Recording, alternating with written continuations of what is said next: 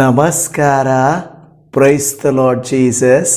ಎಲ್ಲ ನನ್ನ ಪ್ರೀತಿಯ ದೇವಜನರೇ, ನನ್ನ ಪ್ರೀತಿಯ ಸಹೋದರಿ ಸಹೋದರರೇ, ದೇವಭಕ್ತರೇ, ನಮ್ಮ ಕರ್ತನಾದ ಯೇಸು ಕ್ರಿಸ್ತನ ಸಮಾಧಾನವು ಮನಃಶಾಂತಿಯು ಈ ದಿನ ಈ ವಿಡಿಯೋನ ವೀಕ್ಷಿಸಲಿಕ್ಕೆ ಬಂದಿರುವಂಥ ನಿಮ್ಮ ಮೂಲಕ ನಿಮ್ಮ ಕುಟುಂಬಗಳಿಗೆ ಲಭಿಸಲಿ ಎಂದು ನಾನು ಪ್ರಾರ್ಥಿಸ್ತೇನೆ. ವೀಕ್ಷಕರೇ, ನೀವೆಲ್ಲರೂ ಚೆನ್ನಾಗಿದ್ದೀರೆಂದು ನಾನು ನಂಬುತ್ತಾ ಇದ್ದೇನೆ. ನಿಮ್ಮನ್ನು ನನ್ನನ್ನು ಪರಿಪಾಲಿಸುವಾತನು, ಪ್ರತಿದಿನ ತನ್ನ ಸ್ವರದಿಂದ ಸಂತೈಸುವಾತನೂ ಆಗಿರುವಂಥ ಯೇಸು ಕ್ರಿಸ್ತನ ಕೃಪೆಯು ನಿಮಗೆ ಲಭಿಸಲಿ.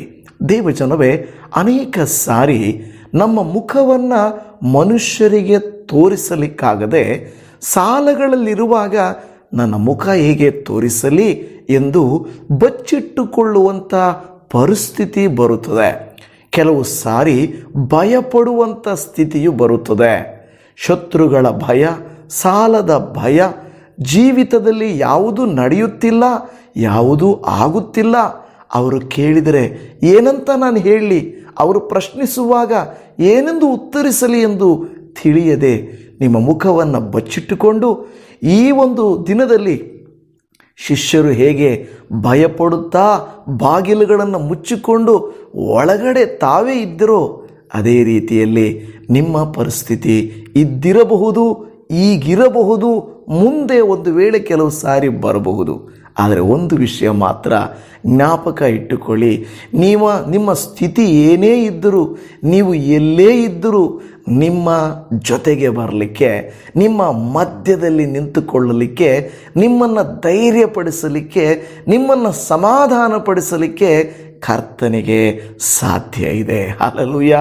ನಿಮ್ಮ ಪರಿಸ್ಥಿತಿ ಮುಚ್ಚಲ್ಪಟ್ಟದ್ದಾಗಿರಬಹುದು, ಬಹು ಬಿಕ್ಕಟ್ಟಾಗಿರಬಹುದು, ಬಹಳ ಕಠಿಣವಾಗಿರಬಹುದು. ಎಲ್ಲಿಗೆ ಬೇಕಾದರೂ ಕರ್ತನು ಬರಬಲ್ಲನು, ಬರಬಂದು ನಿಮಗೆ ಸಹಾಯ ಮಾಡಬಲ್ಲನು. ಅದನ್ನು ಮಾತ್ರವೇ ನಾವು ನೋಡುತ್ತಾ ಇದ್ದೀವಿ. ಹಾಗಾದರೆ ಬನ್ನಿ, ಈ ದಿನದ ಅತ್ಯುತ್ತಮ ವಾಕ್ಯವನ್ನು ಧ್ಯಾನಿಸುವುದಕ್ಕೆ ನಾವು ಸಮಯ ಕೊಡೋಣ, ಕರ್ತನ ನಾಮವನ್ನು ಮಹಿಮೆಪಡಿಸೋಣ. ಈ ದಿನದ ಮುಖ್ಯವಾದಂಥ ದೇವರ ವಾಕ್ಯವು ಲೂಕನು ಬರೆದ ಸುವಾರ್ತೆ 24ನೇ ಅಧ್ಯಾಯ 36 ಮತ್ತು 37. ನಿಮಗೆ ಮನಃಶಾಂತಿಯಾಗಲಿ ಎಂದು ಅವರಿಗೆ ಹೇಳಿದನು. ಅವರು ದಿಗಿಲು ಬಿದ್ದು ಭಯ ಹಿಡಿದವರಾಗಿ ತಾವು ಕಂಡದ್ದನ್ನು ಭೂತವೆಂದು ಭಾವಿಸಿದರು. ನನ್ನ ಪ್ರಿಯ ದೇವಜನವೇ, ಈ ವಾಕ್ಯವನ್ನು ಸ್ವಲ್ಪ ಆಳವಾಗಿ ಯೋಚನೆ ಮಾಡಿ ನೋಡಿರಿ. ಪರಿಸ್ಥಿತಿ ಹೇಗಿತ್ತು ಅಂತ ಹೇಳಿದರೆ, ಯಾರೋ ಬಂದು ಹೇಳುತ್ತಾರೆ ಯೇಸು ಕಾಣಿಸ್ತಾ ಇಲ್ಲ, ಯೇಸುವಿನ ಶರೀರ ಕಾಣಿಸ್ತಾ ಇಲ್ಲ. ಕೆಲವರು ಬಂದು ಹೇಳ್ತಾರೆ ನಾವು ಯೇಸುವನ್ನು ನೋಡಿದ್ವಿ, ಯೇಸುವಿನೊಟ್ಟಿಗೆ ನಾವು ಮಾತಾಡಿದ್ವಿ ಅಂತ ಹೇಳುತ್ತಾರೆ. ಇವರಿಗೆ ಕಳವಳ, ಗೊಂದಲ, ಇವರು ಹೇಳ್ತಾ ಇರೋದು ನಿಜನಾ, ಇವರು ಹೇಳ್ತಾ ಇರೋದು ನಿಜನಾ ಎಂದು ಭಯದಲ್ಲಿ ಅವರು ಇದ್ದರು. ಇಂತಹ ಸಂದರ್ಭದಲ್ಲಿ ಅವರ ಭಯವನ್ನರಿತ ದೇವರು, ಅವರ ಒಂಟಿತನವನ್ನರಿತ ದೇವರು, ಅವರ ಪರಿಸ್ಥಿತಿಯನ್ನು ತಿಳಿದ ದೇವರು, ಅವರು ಬಾಗಿಲುಗಳನ್ನು ಮುಚ್ಚಿಕೊಂಡಿದ್ದರೂ ಕೂಡ ಅವರ ಮಧ್ಯದಲ್ಲಿ ನಿಂತು, ಹಾಲೆಲೂಯಾ, ಇದು ಬಹಳ ಗಮನಿಸಬೇಕಾದಂಥ ವಿಚಾರ. ಯೇಸು ಸ್ವಾಮಿ ಕದವ ತಟ್ಟಿ ಬರಲಿಲ್ಲ, ಯೇಸು ಸ್ವಾಮಿ ಕೂಗಿ ಬರಲಿಲ್ಲ, ಯೇಸು ಸ್ವಾಮಿ ಅವರು ಎಲ್ಲಿದ್ದಾರೆ ಅಂತ ಯಾರು ಹೇಳಲಿಲ್ಲ. ಆದರೆ ಯೇಸು ಸ್ವಾಮಿ ಅವರ ನಡುವೆ ನಿಂತರು. ಇವತ್ತು ನನ್ನ ಪ್ರಿಯ ದೇವಜನವೇ, ನಿಮ್ಮ ಕುಟುಂಬದ ಮಧ್ಯಸ್ಥಿಕನು ಸ್ವಾಮಿಯಾಗಿರುವಾಗ, ನಿಮ್ಮ ಸುತ್ತಲೂ ಸಮಸ್ಯೆಗಳು ಸುತ್ತುವರೆದಿರುವಾಗ, ದಾರಿ ಕಾಣದ ಸ್ಥಿತಿಯಲ್ಲಿ ನೀವಿದ್ದೀರಲ್ವಾ? ಕೆಲವು ಸಾರಿ ಇತ್ತಲ್ವಾ, ಏನು ಮಾಡಬೇಕು ಗೊತ್ತಿಲ್ಲದೆ ಇರುವ ಸ್ಥಿತಿಯಲ್ಲಿ ಭಯ ಹಿಡಿದವರಾದಂಥ ನಿಮ್ಮ ಮಧ್ಯದಲ್ಲಿ ಬಂದು ನಿಲ್ಲಲಿಕ್ಕೆ ಶಕ್ತನಾದ ದೇವರು ಯೇಸು ಸ್ವಾಮಿ ಅವರನ್ನು ಎಲೆ ಹೇಡಿಗಳೇ ಎಂದು ಕರೆಯಲಿಲ್ಲ, ಬಚ್ಚಿಟ್ಕೊಂಡಿರೋರೇ ಅಂತ ಕರೆಯಲಿಲ್ಲ, ನನ್ನನ್ನು ಬಿಟ್ಟು ಓಡಿ ಹೋದವರೇ ಎಂದು ಕರೆಯಲಿಲ್ಲ. ಬದಲಾಗಿ ಮೊದಲ ಶಬ್ದ ಆತನು ಹೇಳಿದ್ದೇನೆಂದರೆ ಏನಂತ ಹೇಳ್ತದೆ? ನಿಮಗೆ ಮನಃಶಾಂತಿಯಾಗಲಿ. ನೋಡ್ರಿ, ಯಾವಾಗಲೂ ಬಹಳ ನಮ್ಮ ಮನಸ್ಸು ಗಲಿಬಿಲಿ, ಕಳವಳ, ಭಯ, ಆತಂಕ, ಅನಿಶ್ಚಿತ, ಏನು ನಿಶ್ಚಯವಾಗಿರಲ್ಲ. ಬಿಡು, ದೇವರು ನೋಡ್ಕೋತಾರೆ. ನಾಳೆನಾ, ಬರೋ ದಿನಗಳ, ನನ್ನ ಮಕ್ಕಳ ಫೀಸಾ, ಮಕ್ಕಳ ಮದುವೆನಾ, ಮಕ್ಕಳ ಭವಿಷ್ಯವ, ಅವರಿಗೆ ಗರ್ಭಫಲವ, ನಾನು ಕೈ ಹಾಕಿರುವ ಕೆಲಸವ, ಬಿಸ್ನೆಸ್ಸ, ದೇವರು ನೋಡ್ಕೊತಾರೆ ಬಿಡು ಅನ್ನುವಂಥ ಆ ಭರವಸೆ ನಮಗೆ ಖಂಡಿತ ಬರುವುದಿಲ್ಲ. ನಮ್ಮ ಮನಸ್ಸು ಶಾಂತಿಯಿಂದಿರೋದಿಲ್ಲ. ನಮ್ಮ ಮನಸ್ಸು ಭಯದಿಂದಲೂ, ಗಲಿಬಿಲಿಯಿಂದಲೂ, ಅನಿಶ್ಚಿತತೆಯಿಂದಲೂ ಅದು ತುಂಬಿರುತ್ತದೆ. ಅಂತಹ ಪರಿಸ್ಥಿತಿಯಲ್ಲಿ ಸ್ವಾಮಿ ಅವರ ಮಧ್ಯದಲ್ಲಿ ಬಂದು ನಿಂತು ನಿಮಗೆ ಮನಃಶಾಂತಿಯಾಗಲಿ. ನೇರವಾಗಿ ಸ್ವಾಮಿ ಅವರಿಗೆ ಹೇಳುತ್ತಿರುವ ಮಾತು ಸುತ್ತಿ ಬಳಸಿ ಏನು ಹೇಳಲಿಲ್ಲ. ನೇರವಾಗಿ ಹೇಳುತ್ತಿರುವಂಥ ಮಾತು ನಿಮಗೆ ಮನಃಶಾಂತಿಯಾಗಲಿ ಎಂದು ಹೇಳಿದರು. ನೋಡಿ, ಈಗ ನೀವು ಹೇಳ್ಬೋದು, ಅವರು ಇದನ್ನು ಯೇಸು ಸ್ವಾಮಿ ಹೇಳಿದ್ದನ್ನು ಕೇಳಿಸಿಕೊಂಡು ಅವರು ದಿಗಿಲು ಬಿದ್ದರು ಅಂತ ಹೇಳ್ಬೋದು. ನೋಡಿ, ಈ ದಿಗಿಲು ತತ್ಕಾಲಕ್ಕಿರುವಂಥದ್ದು, ಸ್ವಲ್ಪ ಕಾಲಕ್ಕಿರುವಂಥದ್ದು. ನೋಡಿ, ನಿಮ್ಮಲ್ಲಿಯೂ ಕೆಲವು ಭಯಗಳಿರುತ್ತವೆ, ನಿಮ್ಮಲ್ಲಿಯೂ ದಿಗ್ಭ್ರಾಂತಿಗಳಿರುತ್ತವೆ. ಕೆಲವು ದಿಗ್ಭ್ರಾಂತಿಗಳು, ಭಯಗಳು ಕ್ಷಣಿಕ. ಎಲ್ಲ ಏನೋ ನೋಡಿದ್ರಿ ಭಯ, ಏನೋ ಆಯಿತು ಭಯ, ಅದು ಬೇರೆ. ಇನ್ನು ಕೆಲವು ಎಕ್ಸಾಮ್ಸ್ ಯಾವಾಗಲೋ ಇತ್ತು ಅಂದರೆ ಮಕ್ಕಳಿಗೆ ಮಾತ್ರ ಅಲ್ಲ, ತಂದೆ ತಾಯಿಗಳಿಗೂ ಭಯ. ರಿಸಲ್ಟ್ ಇನ್ನೂ ದೂರ ಇತ್ತು ಅಂದರೆ ಮಕ್ಕಳಿಗೆ ಮಾತ್ರ ಅಲ್ಲ, ತಂದೆ ತಾಯಿಗಳಿಗೂ ಭಯ. ಅಂದರೆ ನೋಡಿ, ಅದು ಸ್ವಲ್ಪ ಕಾಲ ಇರುವಂಥದ್ದು. ಇನ್ನು ಕೆಲವುಗಳು ಮದುವೆ ಕಾರ್ಯಗಳು, ಅವರಿಗೆ ಕೆಲಸದ ಕಾರ್ಯಗಳು, ಹಾಕಿರುವ ಬಂಡವಾಳ ಬೆಳೆ ಕೈಗೆ ಸಿಗುವಂಥವುಗಳು, ಇಲ್ಲವೇ ಸಾಲಗಳು ಮುಗಿಯುವಂಥವುಗಳು ಸ್ವಲ್ಪ ಕಾಲ ಇರುತ್ತವೆ. ಅಂದರೆ ತಾತ್ಕಾಲಿಕ ಭಯ, ದೀರ್ಘಕಾಲದ ಭಯ. ಹೌದಲ್ವಾ? ತಾತ್ಕಾಲಿಕ ಭಯ, ದೀರ್ಘಕಾಲದ ಭಯ. ಯೇಸು ನಿಮಗೆ ಮನಃಶಾಂತಿಯಾಗಲಿ ಅಂದ ತಕ್ಷಣ ಅವರಿಗೆ ಬಂದದ್ದು ತಾತ್ಕಾಲಿಕವಾದದ್ದು. ಆದರೆ ಈ ಜನರು ಇನ್ನೂ ಹೆಚ್ಚಿನ ಭಯದಲ್ಲಿ, ಆತಂಕದಲ್ಲಿ ಅವರು ಸಿಕ್ಕಿ ಹಾಕಿಕೊಂಡಿದ್ದರು. ಸಡನ್ನಾಗಿ ಯೇಸು ಸ್ವಾಮಿ ಅಲ್ಲಿ ನಾವು ನೋಡುತ್ತಾ ಇದ್ದೇವೆ, ಅಲ್ಲಿ ಬಂದರು. ಇದರ ಹಿಂದಿನ ವಾಕ್ಯವನ್ನು 36ರ ಪ್ರಾರಂಭದ ಘಟನೆಯನ್ನು ನೀವು ನೋಡ್ರಿ. ಅವರು ಈ ಸಂಗತಿಯನ್ನು ಕುರಿತು ಮಾತನಾಡುತ್ತಿರುವಾಗ, ಏನನ್ನು ಮಾತನಾಡುತ್ತಿರುವಾಗ ನೋಡಿದ್ರ, ನಮಗೆ ಈ ಥರ ಆಯಿತು, ನಾವು ಯೇಸುವನ್ನು ನೋಡಿದ್ವಿ, ಗುರುತಿಡಿಲಿಲ್ಲ, ಆದರೆ ಆತನು ರೊಟ್ಟಿ ಮುರಿದಾಗ ನಮ್ಮ ಕಣ್ಣುಗಳು ತೆರೆಯಲ್ಪಟ್ಟವು, ಆತನೇ ನಮ್ಮ ಮಧ್ಯದಲ್ಲಿ ಬಂದಿದ್ದನು ಅಂತ ಹೇಳ್ತಾ ಇರುವಾಗಲೇ, ಈ ಸಂಗತಿಗಳನ್ನು ಮಾತಾಡುತ್ತಿರುವಾಗಲೇ ಅವರ ಮಧ್ಯದಲ್ಲಿ ಬಂದು ಸ್ವಾಮಿ ನಿಂತರು. ಅದರ 36ನೇ ವಚನ 2ನೇ ಭಾಗ ನೋಡ್ರಿ. ಇನ್ನೂ ಈ ಸಂಗತಿಗಳ ಕುರಿತು ಮಾತನಾಡುತ್ತಿರುವಾಗ ಆತನೇ ಅವರ ನಡುವೆ ನಿಂತು. ಈ ಮಾತಿಗೆ ಅರ್ಥ ಏನು? ಆತನೇ ಅವರ ನಡುವೆ ನಿಂತು.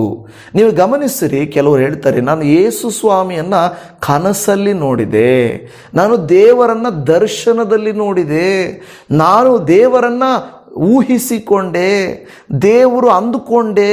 ಈ ರೀತಿ ಊಹೆ, ಕನಸು, ದರ್ಶನ ಇದೆಲ್ಲ ಇರಬಹುದು. ಆದರೆ ಇಲ್ಲಿ ಯಾವುದೋ ಇಲ್ಲವೇ ಈ ಒಂದು ದೇವದೂತನು ಕಾಣಿಸ್ಕೊಂಡನು ಅಲ್ಲ. ನೋಡಿ, ಅದು ದೇವದೂತ ಅಂದಿರಬಹುದಾಗಿತ್ತು ಅಲ್ವಾ? ಅದು ಸುಮ್ಮನೆ ನೀನು ಊಹೆ ಮಾಡ್ಕೊಂಡಿದ್ದೀಯಾ, ಅದಕ್ಕೆ ನಿನಗೆ ಹಂಗೆ ಅನ್ನಿಸ್ತಾ ಇದೆ ಅನ್ನಬಹುದು. ಆದರೆ ಇಲ್ಲಿ ಹೇಳುತ್ತಿರುವ ಮಾತು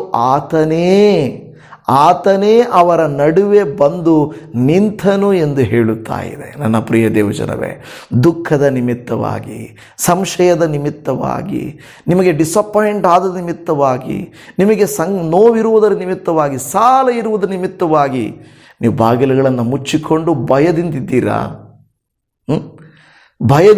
ದೇವರು ವಾಕ್ಯ ಹೇಳುತ್ತದೆ. ಅಂಥ ಸಂದರ್ಭದಲ್ಲಿಯೂ ನಿಮ್ಮ ಸಂಗಡ ದೇವರು ಇರುವನು. ಈ ವಾಕ್ಯ ನೀವು ಕೇಳುತ್ತಾ ಇದ್ದೀರಲ್ವಾ? ಈ ವಾಕ್ಯವನ್ನು ನೀವು ಕೇಳುತ್ತಿರುವಾಗಲೇ ದೇವರು ನಿಮ್ಮ ಸಂಗಡ ಇಲ್ವಾ? ನಿಮ್ಮ ಮನೆಯಲ್ಲಿಲ್ವಾ? ನಿಮ್ಮ ಜೊತೆಯಲ್ಲಿಲ್ವಾ? ಆತನು ಇದ್ದಾನೆ. ದೇವ ಭಕ್ತರೇ, ಆತನಿದ್ದಾನೆ. ನಾವು ಅದನ್ನು ಮರೆತು ಹೋಗಬಾರದು. ಅಲ್ಲಿ ಹೇಳುತ್ತದೆ, ಅಂತಹ ಸಂದರ್ಭದಲ್ಲಿ, ನಿಮ್ಮ ಸಮಸ್ಯೆಗಳ ಸಂದರ್ಭದಲ್ಲಿ, ಕುಗ್ಗಿ ಹೋದ ಸಂದರ್ಭದಲ್ಲಿ, ಹೋರಾಟದ ಸಂದರ್ಭದಲ್ಲಿ, ಶೋಧನೆಯ ಸಂದರ್ಭದಲ್ಲಿ, ನಿಮ್ಮ ಪ್ರತಿ ಗಳಿಗೆಯ ಸಂದರ್ಭದಲ್ಲಿ ಆತನು ನಿಮ್ಮೊಟ್ಟಿಗೆ ಇರುತ್ತಾನೆ. ಶದ್ರಕ್ ಮೇಷಕ್ ಅಬೇದ್ನೆಗೋರನ್ನು ನೋಡುತ್ತೇವೆ, ಬೆಂಕಿಗೆ ಹಾಕಿಬಿಟ್ರು. ಎಲ್ಲರೂ ಅಂದುಕೊಂಡ್ರು ಅವರ ಕತೆ ಮುಗೀತು ಅಂತ. ಆದರೆ ದೇವರು ಶದ್ರಕ್ ಮೇಷಕ್ ಅಬೇದ್ನೆಗೋರ ಜೊತೆಯಲ್ಲಿ ನಾಲ್ಕನೆಯವನಾಗಿ ಕಾಣಿಸಿಕೊಂಡನು. ಹಾಲೆಲೂಯ. ಅಂದರೆ ಆತನು ನಿಮ್ಮ ನಡುವೆ ಇರಲಿಕ್ಕೆ ಆತನು ಶಕ್ತನಾಗಿದ್ದಾನೆ ಅಲ್ವಾ. ತನ್ನ ದೂತರನ್ನು ಕಳಿಸಿ ನೀವಿರುವ ಜಾಗಕ್ಕೆ ನಿಮ್ಮನ್ನು ರಕ್ಷಿಸಲಿಕ್ಕೆ ಆತನು ಶಕ್ತನಾಗಿದ್ದಾನೆ. ದಾನಿಯೇಲನು ಸುತ್ತುವರೆದ ಸಿಂಹಗಳ ಮಧ್ಯದಲ್ಲಿರುವಾಗ ದೇವದೂತನನ್ನು ಕಳಿಸಿ ಸಿಂಹಗಳ ಬಾಯನ್ನು ಕಟ್ಟಿದನು. ದೇವದೂತನಂದರೆ ದೇವರೇ ಅಂತ ಅರ್ಥ. ಹಾಗಾದರೆ ನಿಮ್ಮ ವಿರುದ್ಧವಾಗಿ ಮಾತನಾಡುವಂಥ ಬಾಯಿಗಳನ್ನು ಕಟ್ಟಬೇಕಾ? ಶತ್ರುಗಳನ್ನು ನೀವು ಕಟ್ಟಬೇಕಾ? ಹಾಗಾದರೆ ನೀವು ನಾನು ಮಾಡಬೇಕಾದ ಕೃತ್ಯ ಏನೂ ಅಲ್ಲ. ವಿಶ್ವಾಸದಿಂದ, ದೇವರೇ ನೀನು ನನ್ನನ್ನು ಎಲ್ಲಿಗೆ ನಡೆಸುತ್ತೀಯೋ ನಾನು ಅಲ್ಲಿಗೆ ಹೋಗುತ್ತೇನೆ, ನನಗೆ ಯಾವ ಭಯವಿಲ್ಲ, ನಾನು ಎಲ್ಲಿಗೆ ನೀನು ಕಳುಹಿಸಿದರೂ ಅಲ್ಲಿಗೆ ಹೋಗುತ್ತೇನೆ ಅಂತ ಹೇಳಲಿಕ್ಕೆ ಸಾಧ್ಯ ಇದೆಯಾ? ಮೋಶೆಯನ್ನು ವಿರೋಧಿಯಾದಂಥ ಫರೋಹನ ಮುಂದೆ ಕಳುಹಿಸಿದಾಗ ಅವನು ಕೊನೆಗೆ ಹೋದ. ನನ್ನ ಪ್ರಿಯ ದೇವಜನವೇ, ನಮ್ಮ ಸಂಗಡ ಆತನು ಇರುವನು, ಅದು ಮಾತ್ರ ಮುಖ್ಯವಾದ ಸಂಗತಿ. ನೀವು ಎಲ್ಲಿದ್ದೀರಾ ಮುಖ್ಯ ಅಲ್ಲ.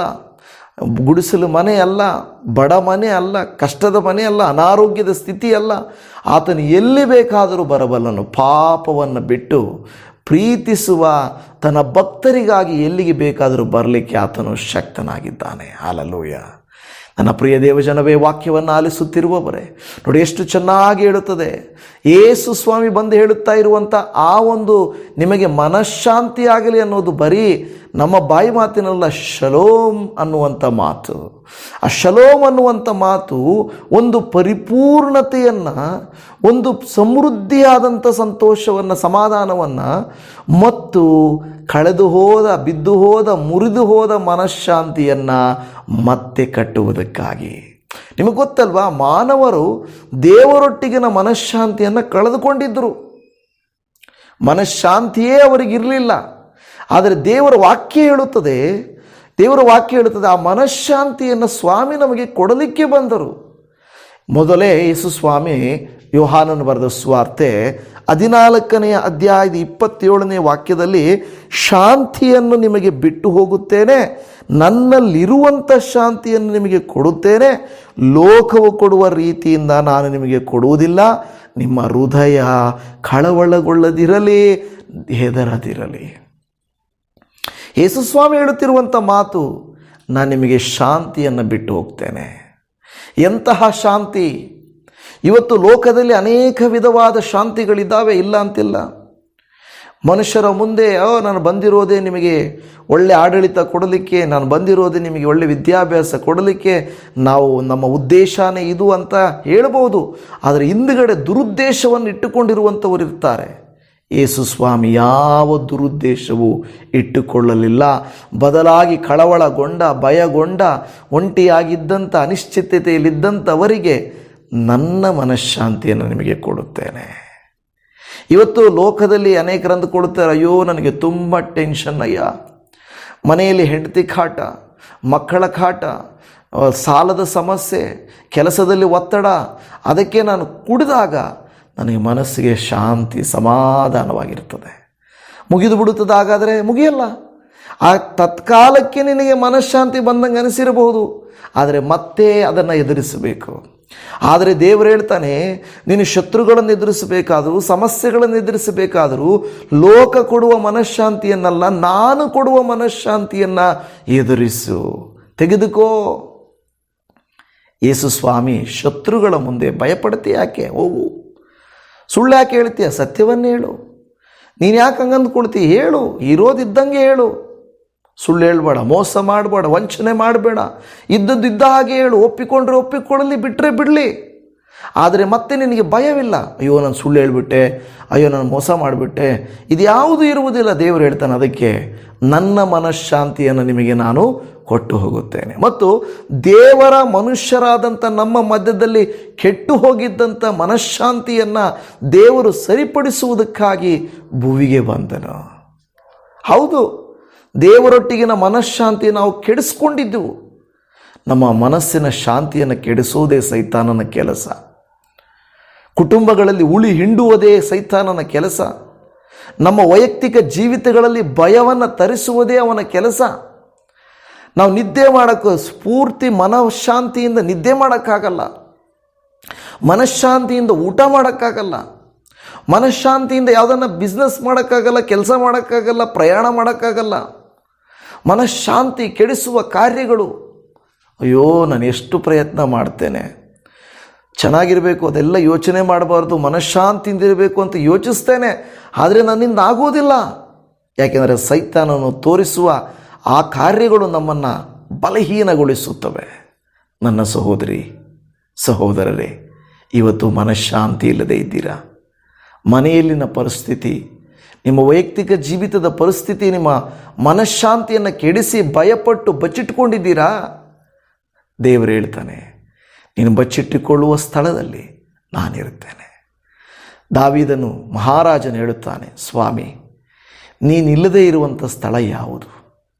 ಅರುಣನ ರೆಕ್ಕೆಗಳನ್ನು ಕಟ್ಟಿಕೊಂಡು ಆಕಾಶಕ್ಕೆ ಹಾರಿ ಹೋಗೋಣ ಅಂದರೆ ಅಲ್ಲಿ ಇರ್ತೀಯ, ಹೋಗಲಿ ಸಮುದ್ರದ ಆಳಕ್ಕೆ ಇಳಿದು ಹೋಗೋಣ ಅಂದರೆ ನೀನು ಅಲ್ಲಿ ಇರ್ತೀಯ. ನೀನಿಲ್ಲದೇ ಇರುವಂಥ ಜಾಗ ಯಾವುದು? ದೇವನವನ ಭಯಪಡಿಸಲಿಕ್ಕಾಗಿ ಬರಲ್ಲ, ನಮ್ಮಿಂದ ಹಣ ವಸೂಲಿ ಮಾಡುವುದಕ್ಕಾಗಿ ಆತನು ಬರಲ್ಲ. ನೀವೇನು ತಿನ್ನಬೇಡ್ರಿ ಅಂತ ನಮ್ಮನ್ನು ತಿನ್ನುವುದನ್ನು ತಪ್ಪಿಸುವುದಕ್ಕೆ ಬರಲ್ಲ. ನೀವು ಸಮಾಜದಲ್ಲಿ ಕುಟುಂಬದಲ್ಲಿ ಚೆನ್ನಾಗಿರಬೇಡ್ರಿ, ಹೊಂದಾಣಿಕೆಯಿಂದ ಇರಬೇಡ್ರಿ ಅಂತ ಕೆಡಿಸಲಿಕ್ಕೆ ಬರಲ್ಲ. ಆತನು ಬರುವ ಉದ್ದೇಶವೇ ಬೇರೆ, ಜನರು ಅರ್ಥ ಮಾಡಿಕೊಳ್ಳುವ ಉದ್ದೇಶವೇ ಬೇರೆ. ಇವತ್ತು ದೇವರು ಕೊಡುವ ನೋಡಿ ಈ ಸಮಾಧಾನದ ವಾರ್ತೆ ಎಷ್ಟು ಜನರ ಹೃದಯಕ್ಕೆ ಒಂದು ಧೈರ್ಯ, ಭಯಪಟ್ಟವರಿಗೆ ಧೈರ್ಯ ನೋಡ್ರಿ. ಅದಕ್ಕೆ ದೇವರ ವಾಕ್ಯದಲ್ಲಿ ನಾವು ನೋಡುತ್ತಾ ಇದ್ದೇವೆ, ರೋಮಾಪುರದವರಿಗೆ ಬರೆದ ಪತ್ರಿಕೆ 5ನೇ ಅಧ್ಯಾಯ 1ನೇ ವಚನದಲ್ಲಿ ಹೀಗಿರಲಾಗಿ, ನಾವು ನಂಬಿಕೆಯಿಂದ ನೀತಿವಂತರಾದ ಕಾರಣ ನಮ್ಮ ಕರ್ತನಾದ ಯೇಸು ಕ್ರಿಸ್ತನ ಮೂಲಕ ದೇವರೊಂದಿಗೆ ಉಂಟಾದ ಸಮಾಧಾನದಲ್ಲಿ ಇರೋಣ. ಈ ವಾಕ್ಯದಲ್ಲಿ ಪೌಲನು ಏನಂತ ವಿವರಿಸ್ತಾ ಇದ್ದಾನೆ ಗೊತ್ತಾ? ನಮ್ಮ ದೇವರ ಸಮಾಧಾನ ಇಲ್ಲ, ಸಂಬಂಧ ಇಲ್ಲವೇ ಮನಃಶಾಂತಿ ಕೆಟ್ಟು ಹೋಗಿತ್ತು, ಮುರಿದು ಹೋಗಿತ್ತು. ಆದರೆ ಇಲ್ಲಿ ಹೇಳುತ್ತಾ ಇದೆ, ನಾವು ನಂಬಿಕೆಯಿಂದ ನೀತಿವಂತರಾದ ಕಾರಣ ನಮ್ಮ ಕರ್ತನಾದ ಯೇಸು ಕ್ರಿಸ್ತನ ಮೂಲಕ, ಯಾರ ಮೂಲಕ? ಯೇಸು ಕ್ರಿಸ್ತನ ಮೂಲಕ ದೇವರೊಂದಿಗೆ ಉಂಟಾದ ಸಮಾಧಾನ. ದೇವರೊಂದಿಗೆ ಉಂಟಾದ ಸಮಾಧಾನ ಯಾರ ಮೂಲಕ? ಯೇಸು ಕ್ರಿಸ್ತನ ಮೂಲಕ. ಇವತ್ತು ಗಂಡ ಹೆಂಡತಿಯರ ಮಧ್ಯೆ ಸಂಬಂಧ ಕೆಟ್ಟಿದೆಯಾ? ಮನಃಶಾಂತಿ ಇಲ್ಲವಾ? ದೇವರನ್ನು ಆಹ್ವಾನಿಸಿರಿ. ಮಕ್ಕಳ ತಂದೆ ತಾಯಿಗಳ ಮಧ್ಯದಲ್ಲಿ ಆ ಬಿರುಕು ಬಂದಿದೆಯಾ? ದೇವರನ್ನು ಆಹ್ವಾನಿಸಿರಿ.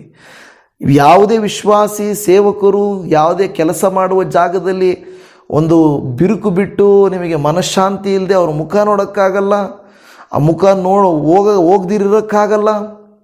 ಕೆಲಸಗಳ ಜಾಗದಲ್ಲಿ ನೋಡ್ರಿ, ಬಾಸ್ ಮುಖ ನೋಡಲೇಬೇಕು, ಜೊತೆಗಾರರ ಮುಖ ನೋಡಲೇಬೇಕು, ಪ್ರಯಾಣ ಮಾಡುವಾಗ ಜನರ ಮುಖ ನೋಡಬೇಕು, ಮನೆಯ ಅಕ್ಕಪಕ್ಕದ ಮನೆಯವರ ಮುಖ ನೋಡಬೇಕು. ಆದರೆ ಮನಸ್ಸಲ್ಲಿ ಶಾಂತಿ ಇಲ್ಲದೆ ಹೋದರೆ, ಅಯ್ಯೋ ಇವರು ಮುಖ ನೋಡೋದನ್ನ ಬೆಳಿಗ್ಗೆ ಎದ್ದು ಬರ್ತಾ ಇದ್ದಾರೆ ನೋಡು ಅಂದರೆ ಅವ್ರನ್ನ ನೋಡಿದ ತಕ್ಷಣ ನಮ್ಮ ಮನಃಶಾಂತಿ ಹಾಳಾಗ್ತದೆ. ಯಾರ್ದು?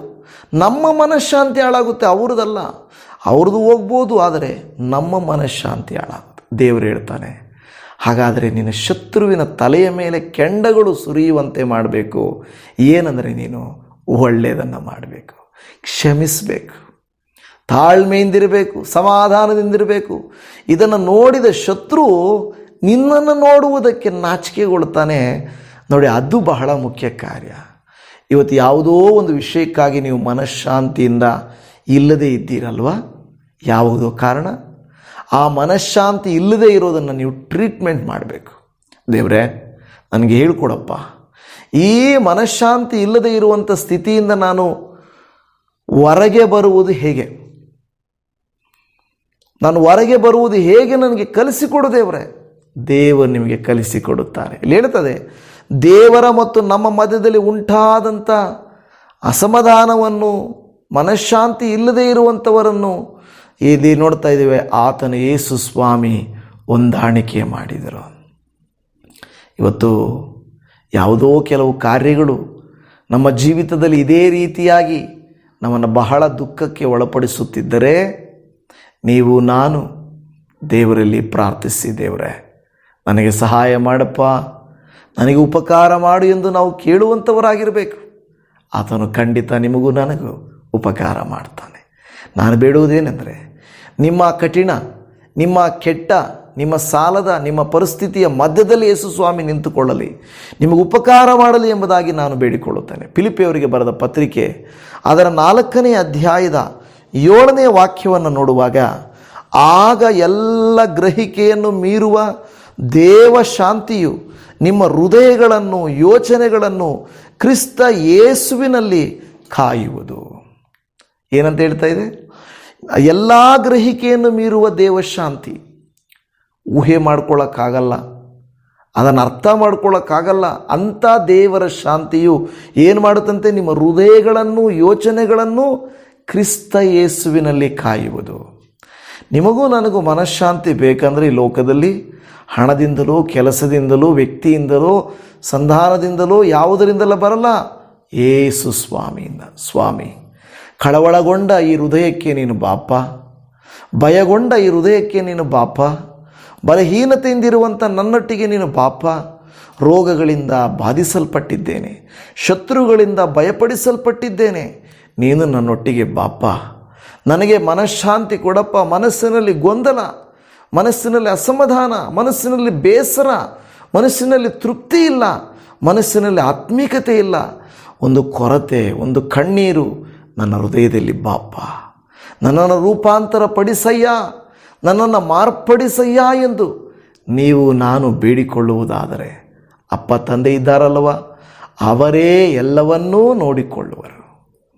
ಅವರೇ ಎಲ್ಲವನ್ನು ನೋಡಿಕೊಳ್ಳುವರು. ನಿಮಗೆ ಸಹಾಯ ಮಾಡುವರು, ನಿಮಗೆ ಸಹಾಯ ಮಾಡುವರು. ಯಾವಾಗ ಈ ದೇವಶಾಂತಿ ನಮ್ಮಲ್ಲಿ ಬರುತ್ತದೆ, ಅದರ ಹಿಂದಿನ ವಾಕ್ಯ ಏನು ಹೇಳ್ತದೆ? ನೀವು ಯಾವಾಗಲೂ ಏನು ಮಾಡಬೇಕಂತೆ? ದೇವರಿಗೆ ಕೃತಜ್ಞತಾ ಸ್ತುತಿಯನ್ನು ಮಾಡುತ್ತಾ ಪ್ರಾರ್ಥನೆ ವಿಜ್ಞಾಪನೆಗಳಲ್ಲಿ ನಿಮಗೆ ಬೇಕಾದದ್ದನ್ನು ಕರ್ತನಿಗೆ ತಿಳಿಯಪಡಿಸಿದರೆ ಆಗ ದೇವಶಾಂತಿಯು ನಿಮ್ಮಲ್ಲಿ ಬರುತ್ತದೆ. ಹಾಗಾದರೆ ಅದರ ಅರ್ಥ ಏನು ಗೊತ್ತಾ? ನಿಮಗೂ ನನಗೂ ದೇವಶಾಂತಿ ಬರಬೇಕಾದರೆ ಪ್ರಾರ್ಥನೆಗಳನ್ನು ಮಾಡಬೇಕು. ದೇವರು ಇದುವರೆಗೂ ಮಾಡಿದ ಉಪಕಾರಗಳಿಗೆ ವಂದನೆಗಳನ್ನು ಸಲ್ಲಿಸಬೇಕು, ಸ್ತೋತ್ರ ಮಾಡುತ್ತಾ ಇರಬೇಕು. ಆಗ ನಿಮ್ಮಲ್ಲಿ ದೇವಶಾಂತಿಯು ಬರುತ್ತದೆ, ಮನಃಶಾಂತಿಯು ಬರುತ್ತದೆ, ಪರಿಪೂರ್ಣ ಸಮಾಧಾನವು ಬರುತ್ತದೆ. ಇದನ್ನು ದೇವರು ಹೇಳ್ತಾನೆ, ನಾನು ನಿಮಗೆ ಕೊಡುತ್ತೇನೆ ಎಂದು ದೇವರ ವಾಕ್ಯ ಹೇಳುತ್ತದೆ. ಯೇಸು ಸ್ವಾಮಿ ಅವರನ್ನು ಗದರಿಸಲಿಲ್ಲ, ಬೈಯಲಿಲ್ಲ, ತಪ್ಪು ಕಂಡುಹಿಡಿಯಲಿಲ್ಲ. ಕೇಳಿದರು, ನೀವು ಯಾಕೆ ಕಳವಳಗೊಂಡಿದ್ದೀರಿ? ನೀವು ಯಾಕೆ ಭಯಪಡುತ್ತಿದ್ದೀರಿ? ನೀವು ಯಾಕೆ ಅನುಮಾನಿಸ್ತಾ ಇದ್ದೀರಿ? ಇದನ್ನು ಯೇಸು ಸ್ವಾಮಿ ಕೇಳುವುದನ್ನು ನಾವು ನೋಡುತ್ತಾ ಇದ್ದೇವೆ.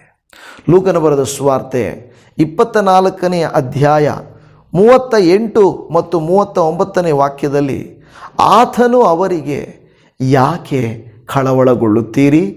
ನಿಮ್ಮ ಹೃದಯದಲ್ಲಿ ಅನುಮಾನಗಳು ಹುಟ್ಟುವುದೇಕೆ?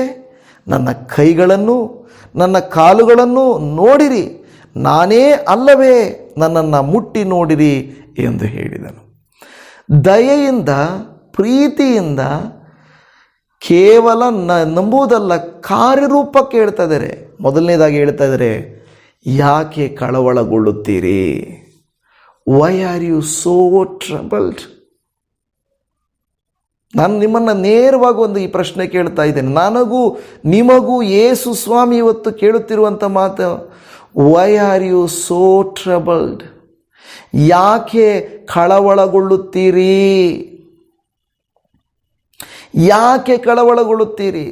ನನಗೆ ಫೋನ್ ಮಾಡುವಂಥ ನಿಮ್ಮಲ್ಲಿ ಅನೇಕರು, ಅಯ್ಯ ನಾನು ಸುಮ್ಮನೆ ಇರೋಕ್ಕೆ ಹೆಂಗಾಗುತ್ತೆ ಅಯ್ಯ, ನನ್ನ ಮನೆಯ ಪರಿಸ್ಥಿತಿ ನೋಡ್ರಿ, ಮಕ್ಕಳ ಪರಿಸ್ಥಿತಿ ನೋಡ್ರಿ, ನಮ್ಮ ಮನೆಯವರು ಮಾಡಿದಂಥ ಕಾರ್ಯವನ್ನು, ಘನ ಕಾರ್ಯವನ್ನು ನೋಡ್ರಿ. ಅದನ್ನೆಲ್ಲ ನೋಡಿಕೊಂಡು ಸುಮ್ಮನೆ ಇರೋಕ್ಕಾಗುತ್ತಾ? ನನ್ನ ಜೀವಿತ ಹೆಂಗಾಗಿದೆ ಗೊತ್ತಾಯ್ಯ? ಕಣ್ಣೀರಲ್ಲಿ ಕೈ ತೊಳಿತಾ ಇದ್ದೀನಿ. ಕಳವಳಗೊಳ್ಳದೆ ಇರೋದು ಹೆಂಗೆ? ಭಯ ಪಡದೇ ಇರೋದು ಹೆಂಗೆ? ನೀವೇ ಹೇಳಿ, ಭಯ ಆಗಲ್ವಾ? EMIಗಳು ಕಟ್ಟಬೇಕು, ಲೋನುಗಳು ಕಟ್ಟಬೇಕು, ಸಾಲಗಳು ಕಟ್ಟಬೇಕು, ಮಕ್ಕಳ ಫೀಸ್ ಕಟ್ಟಬೇಕು, ಮದುವೆಗಳು ಮಾಡಬೇಕು, ಹಾಕಿರೋ ಬಂಡವಾಳ ಬರ್ತಾ ಇಲ್ಲ, ಮಾಡಿರೋ ಕೆಲಸಕ್ಕೆ ಆ ಲಾಭ ಬರ್ತಾ ಇಲ್ಲ. ಎಷ್ಟು ಮಾಡಿದ್ರು ಒಳಕೊಳಕ್ಕೆ ಹೋಗ್ತಾ ಇದೆಯೋ ಹೊರತು ಮೇಲಕ್ಕೆ ಬರ್ತಾ ಇಲ್ಲ. ನನ್ನ ಜೊತೆಯಲ್ಲಿರೋರು, ನಮ್ಮ ಸಂಬಂಧಿಕರು, ನನ್ನ ಒಡ ಹುಟ್ಟಿದ ತಂಗಿ, ಅಕ್ಕ, ಅಣ್ಣ ಅವರು ಚೆನ್ನಾಗಿ ಮನೆ ಕಟ್ಕೊಂಡಿದ್ದಾರೆ. ನನಗೆ ಹೇಳ್ತಾರೆ, ನೀನು ದೇವ್ರನ್ನ ನಂಬಿ ಏನು ಸಾಧಿಸಿದ್ದೀಯ? ನಿನಗೆ ಏನು ಸಿಗ್ತಾ ಇದೆ ದೇವ್ರನ್ನ ನಂಬಿ? ನೋಡಿ, ನಾವು ಚೆನ್ನಾಗಿ ಬೆಳೆದಿದ್ದೀವಿ, ನಾವು ಮೇಲಕ್ಕೆ ಬಂದಿದ್ದೀವಿ, ನೀನು ಹಿಂಗೆ ಯಾಕಿದ್ದೀಯ ಅಂತ ಹೇಳುವಾಗ ಮನಸ್ಸಿಗೆ ಕಳವಳ ಅಲ್ಲದೆ ಮನಃಶಾಂತಿ ಬರುತ್ತಾ? ಬರಲ್ಲ, ನಿಜಾನೇ. ಆದರೆ ದೇವರು ಹೇಳ್ತಾ ಇದ್ದಾನೆ, ಮಗನೇ, ನಿನ್ನ ನಿವಾಸವು ಇಲ್ಲಿ ಪರ್ಮನೆಂಟ್ ಅಲ್ಲ. ನಿನ್ನ ಆಸ್ತಿ ಐಶ್ವರ್ಯವು ನಿನ್ನನ್ನು ಕಾಪಾಡುವುದಿಲ್ಲ. ನೀನೇನೇ ಲೋಕವನ್ನೆಲ್ಲ ಸಂಪಾದನೆ ಮಾಡಿಕೊಂಡರೂ ನಿನ್ನ ಆತ್ಮ ನಷ್ಟಪಟ್ಟರೆ ನಿನಗೇನು ಪ್ರಯೋಜನ? 4 ದಿನ ಆಡ್ಕೊಳ್ತಾರೆ, 4 ದಿನ ಮರ್ತೋಗ್ತಾರೆ. ಅದರ ಕುರಿತು ನೀನು ಚಿಂತಿಸಬೇಡ. ಯುಗಾಂತರಕ್ಕೂ ನಿನ್ನ ಆತ್ಮವನ್ನು ಕಾಪಾಡಿಕೊಳ್ಳುವುದು ನೋಡು. ನೀನು ಪ್ರೀತಿಸುವವರ ಆತ್ಮವನ್ನು ರಕ್ಷಿಸುವುದಕ್ಕೆ ನೋಡು. ನಿನ್ನ ಕುಟುಂಬವನ್ನು ದೈವಿಕವಾಗಿ ನಡೆಸುವುದಕ್ಕೆ ನೋಡು. ಎಂಥ ಮಾತುಗಳಲ್ಲವ? ಮುಪ್ಪಿನಲ್ಲಿದ್ದೇವೆ, ನಮ್ಮ ಕೈಯಲ್ಲಿ ಸೇವೆ ಮಾಡೋಕ್ಕಾಗಲ್ಲ. ನಿಮ್ಮ ಸಂಬಂಧಿಕರಲ್ಲಿ, ನಿಮಗೆ ಗೊತ್ತಿರುವವರಲ್ಲಿ, ನಿಮ್ಮ ರಕ್ತ ಸಂಬಂಧಿಗಳಲ್ಲಿ ಸುವಾರ್ತೆಯನ್ನು ಹೇಳಿರಿ. ಫೋನ್ ಮಾಡಿ ಮಾತನಾಡುವಂಥ ವ್ಯಕ್ತಿಗಳೊಟ್ಟಿಗೆ ಈ ವಿಷಯಗಳನ್ನು ತಿಳಿಯಪಡಿಸಿರಿ. ಅವರನ್ನು ಪ್ರೀತಿಯಿಂದ ಯೇಸುವಿನ ಹಾಗೆ ರಕ್ಷಣೆಗೆ ಎಳೆದು ಬರಲಿಕ್ಕೆ ನೀವು ಪ್ರಯತ್ನ ಮಾಡಿರಿ. ಇಲ್ಲಿ ಹೇಳುತ್ತಿರುವಂಥ ಮಾತು, ಯಾಕೆ ಕಳವಳಗೊಳ್ಳುತ್ತೀರಿ? ನಿಮ್ಮ ಹೃದಯದಲ್ಲಿ ಅನುಮಾನಗಳು ಹುಟ್ಟುವುದೇಕೆ? ಕಳವಳ ಏಕೆ? ಅನುಮಾನವೇಕೆ? ಆ ಅನುಮಾನಗಳನ್ನು ತೀರಿಸಿಕೊಳ್ಳ್ರಿ. ಹೋಗಲಿ.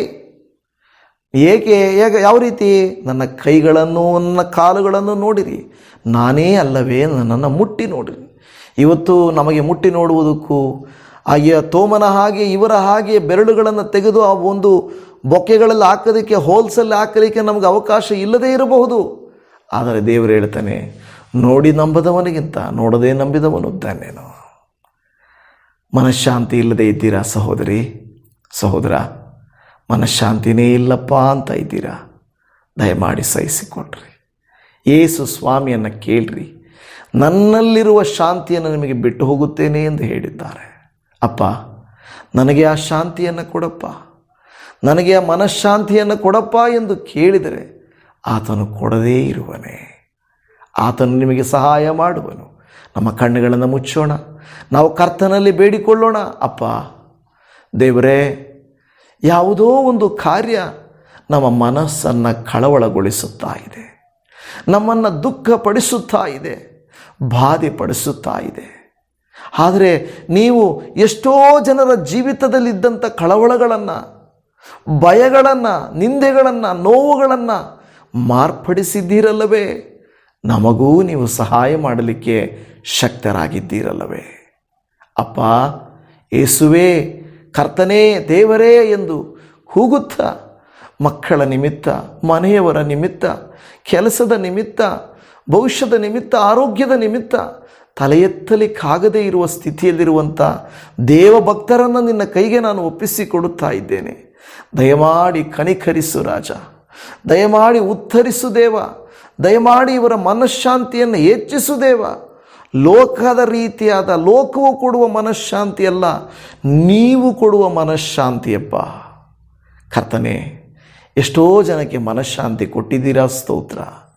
ಯಾರಿಗೆ ಮನಃಶಾಂತಿ ಇಲ್ಲವೋ, ಯಾವ ಕಾರ್ಯದ ನಿಮಿತ್ತವಾಗಿ ಮನಃಶಾಂತಿ ಇಲ್ಲವೋ ಅವರ ಮನಃಶಾಂತಿಯನ್ನು ಹೆಚ್ಚಿಸಿರಿ ಎಂದು ಬೇಡಿಕೊಳ್ಳುತ್ತಾ ಇದ್ದೇವೆ. ಮಕ್ಕಳಿಗೆ ವಿದ್ಯಾಭ್ಯಾಸ ಸಿಗ್ತಾ ಇಲ್ಲ, ರಿಸಲ್ಟ್ ಚೆನ್ನಾಗಿ ಬಂದಿಲ್ಲ, ಅಯ್ಯೋ ನನಗೆ ಸಾಲ ಜಾಸ್ತಿ ಆಯಿತು, ರೋಗ ಬಲಹೀನತೆ ಜಾಸ್ತಿ ಆಯಿತು, ನನಗೆ ದಿನೇ ದಿನೇ ನನ್ನ ರೋಗವು ಉಲ್ಬಣವಾಗ್ತಾ ಇದೆ, ಸಮಸ್ಯೆ ಜಾಸ್ತಿ ಆಗ್ತಾ ಇದೆ, ಸಾಲವು ಹಾಗೇ ಇದೆ, ಸಮಸ್ಯೆಗಳು ಹಾಗೇ ಇದ್ದಾವೆ ಅನ್ನುವುದರ ನಿಮಿತ್ತವಾಗಿ ಮನಃಶಾಂತಿಯನ್ನು ಕಳೆದುಕೊಂಡಿದ್ದೀರಾ? ಏಸಪ್ಪ ಹೇಳುವ ಒಂದೇ ಒಂದು ಮಾತು, ನಾನು ನಿಮಗೆ ಮನಃಶಾಂತಿಯನ್ನು ಕೊಡುವೆನು. ಹಣಕ್ಕಾಗಿ ಅಲ್ಲ, ಏನೂ ಇಲ್ಲ, ಉಚಿತವಾಗಿ ನನ್ನ ಬಳಿಗೆ ಬಾಯಾರಿ ಬಂದರೆ, ಹುಡುಕಿ ಬಂದರೆ ನಾನು ಉಚಿತವಾಗಿ ಅವರಿಗೆ ಕೊಡುತ್ತೇನೆ. ಹಲ್ಲೆಲೂಯಾ. ಅಪ್ಪ ತಂದೆಯೇ, ಈ ದಿನ ಈ ಒಂದು ಸಹೋದರ ಸಹೋದರಿಯರ ಜೀವಿತದಲ್ಲಿ ಯಾರು ನಿಮ್ಮ ಸಮ್ಮುಖದಲ್ಲಿ ಬಂದು ಸ್ವಾಮಿ, ನಿಮ್ಮ ಸಮ್ಮುಖದಲ್ಲಿ ಪೂರ್ಣ ಸಂತೋಷವಿದೆ, ಮನಃಶಾಂತಿ ಇದೆ, ನೆಮ್ಮದಿ ಇದೆ, ದಯಮಾಡಿ ನನಗೆ ಕೃಪೆಯನ್ನು ತೋರಿಸಿರಿ ಎಂದು ಪ್ರಾರ್ಥಿಸುತ್ತಿದ್ದಾರೋ ಅವರ ಮೇಲೆ ಕರುಣೆ, ಕೃಪೆ, ದಯೆಗಳನ್ನು ತೋರಿಸಿಕೊಡ್ರಿ ಅಪ್ಪ. ಅವರ ಜೀವಿತಗಳನ್ನು ಮಾರ್ಪಡಿಸಿರಿ ಯೇಸುವಿನ ನಾಮದಲ್ಲಿ. ನೀನೇ ಖಂಡಿತ ಈ ಮೊರೆಯನ್ನು ಆಲಿಸಿದ್ದೀರಿ ಅಂತಲೂ ಉತ್ತಮವಾದಂಥ ಉತ್ತರವನ್ನು ಕೊಟ್ಟು ಮನಃಶಾಂತಿಯನ್ನು ಕೊಟ್ಟು ಇವರ ಮನೆಯಲ್ಲಿರುವಂಥ ಒಬ್ಬೊಬ್ಬರನ್ನು ನಿನ್ನ ಮನಃಶಾಂತಿ ಆವರಿಸಿಕೊಳ್ಳಲಿ. ದುಷ್ಟನು ಹಾಕಿರುವಂಥ ದೇವರೇ ಕಳವಳಗಳನ್ನು, ಭಯಗಳನ್ನು, ಚಿಂತೆಗಳನ್ನು, ನೋವುಗಳನ್ನು, ಶೋಧನೆಗಳನ್ನು, ಸಂಕಟಗಳನ್ನು ದೂರ ಮಾಡಿ ಪವಿತ್ರಗೊಳಿಸಿ ಮನಃಶಾಂತಿಯಿಂದ ಇವರನ್ನು ತುಂಬಿಸುತ್ತೀರೆಂಬುದಾಗಿ ಕರುಣೆಯುಳ್ಳ ಕರ್ತನು, ದಯೆಯುಳ್ಳ ದೇವರು ಖಂಡಿತವಾಗಿ ಇವರ ಮಧ್ಯದಲ್ಲಿ ಚಲಿಸುವಾತನು, ಇವರ ಜೊತೆಗಿರುವಾತನು, ಇವರ ಪರಿಸ್ಥಿತಿಗಳನ್ನು ಗಮನಿಸಿ ಇವರ ಮಧ್ಯದಲ್ಲಿ ಇದ್ದು ಇವರನ್ನು ಬಲಪಡಿಸುವಾತನಾಗಿರುವ ನಮ್ಮ ಕರ್ತನು, ಮೃತ್ಯುಂಜಯನು, ಪರಲೋಕದ ಅರಸನು, ಪುನರುತ್ಥಾನವಾದವನೂ ಆಗಿರುವ ಯೇಸು ಕ್ರಿಸ್ತನ ಪ್ರೀತಿಯುಳ್ಳ ಶ್ರೇಷ್ಠವಾದ ಮಧುರ ನಾಮದಲ್ಲಿ ಬೇಡಿದ್ದೇವೆ ತಂದೆಯೇ. ಆಮೇನ್, ಆಮೇನ್. ನನ್ನ ಪ್ರೀತಿಯ ದೇವಜನವೇ, ನಿಮ್ಮೆಲ್ಲರಿಗೂ ನನ್ನ ಹೃದಯದ ಅಂತರಾಳದಿಂದ ನಿಮಗೆ ವಂದನೆಗಳನ್ನು ಸಲ್ಲಿಸ್ತೇನೆ. ಕರ್ತನು ನಿಮ್ಮನ್ನು, ನಿಮ್ಮ ಕುಟುಂಬಗಳನ್ನು ಹೇರಳವಾಗಿ ಆಶೀರ್ವಾದ ಮಾಡಲಿ. ನಿಮ್ಮೆಲ್ಲರಿಗೂ ಶಲೋಮ್, ದೇವರ ಸಮಾಧಾನವೂ ಮನಃಶಾಂತಿಯೂ ಉಂಟಾಗಲಿ. ಆಮೇನ್.